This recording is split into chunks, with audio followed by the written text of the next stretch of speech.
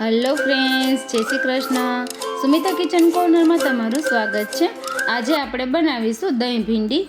તો ભીંડાની સબ્જી તો નાનાથી લઈને મોટા બધાને ખૂબ જ ભાવે છે. તો આપણે ભીંડાની અલગ વેરાયટી આજે દહીં ભીંડી બનાવશું.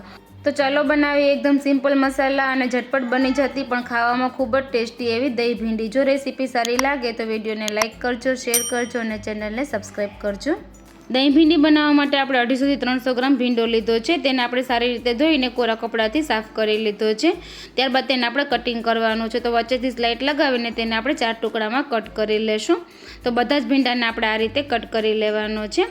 ત્યારબાદ આપણે ભીંડાનો વઘાર કરવાનો છે. તો આપણે કઢાઈમાં 3 થી 4 ટેબલસ્પૂન તેલ એડ કરશું.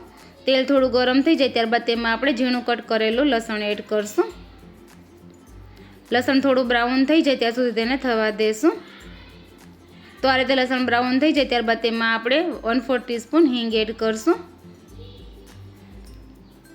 અને કટ કરેલો ભીંડો એડ કરી દેશું અને તેલમાં સારી રીતે ભીંડાને મિક્સ કરી લેશું. આ રીતે કરવાથી ભીંડાની ચીકાશ થોડી દૂર થઈ જશે અને સાથે સાથે ભીંડાની ચીકાશ થોડી દૂર થઈ જાય તે માટે આપણે 1/4 ટીસ્પૂન હળદર પાવડર અને અડધી ચમચી ધાણા જીરું પાવડર એડ કરશું અને સ્વાદ પ્રમાણે મીઠું એડ કરશું અને બધું બરાબર મિક્સ કરી દેશું.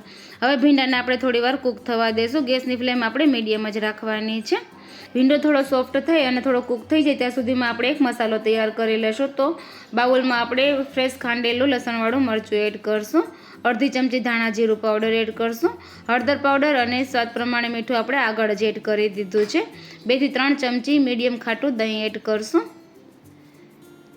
અને બરાબર આ મસાલાને મિક્સ કરી લેશું. આપણે દહીં ભીંડીમાં ટમેટું કે કાંઈ પણ એડ કરવાની જરૂર નથી. આપણે દહીં એડ કર્યું છે તો તેમાં ખટાશ બરાબર આવી જશે અને દહીં એડ કરવાથી ભીંડાની ચીકાશ પણ થોડી દૂર થઈ જશે. તો થોડીવાર ચડતા ભીંડો એકદમ સરસ કૂક થઈ ગયો છે. હવે આ સમયે આપણે બનાવેલો મસાલો એડ કરી દઈશું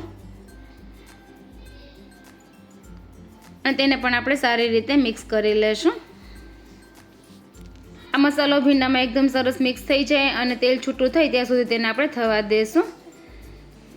તો 2 થી 3 મિનિટમાં એકદમ સરસ મસાલામાંથી તેલ છૂટું થઈ ગયું છે. તો હવે આપણે ગેસની ફ્લેમ બંધ કરી દઈશું અને આપણે દહીં ભીંડી બનીને તૈયાર છે.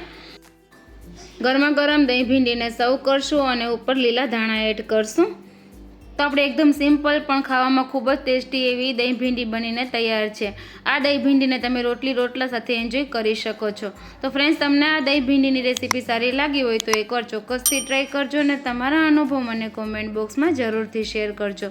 અને હજુ સુધી ચેનલને સબસ્ક્રાઈબ ન કરી હોય તો ચેનલને સબસ્ક્રાઈબ કરજો અને બાજુમાં બેલ આઇકન પ્રેસ કરજો જેથી મારા આવતા વિડીયોની નોટિફિકેશન તમને સૌથી પહેલાં મળે. બાય બાય ફ્રેન્ડ્સ, ફરી મળીશું એક નવી રેસીપી સાથે. Thank you for watching.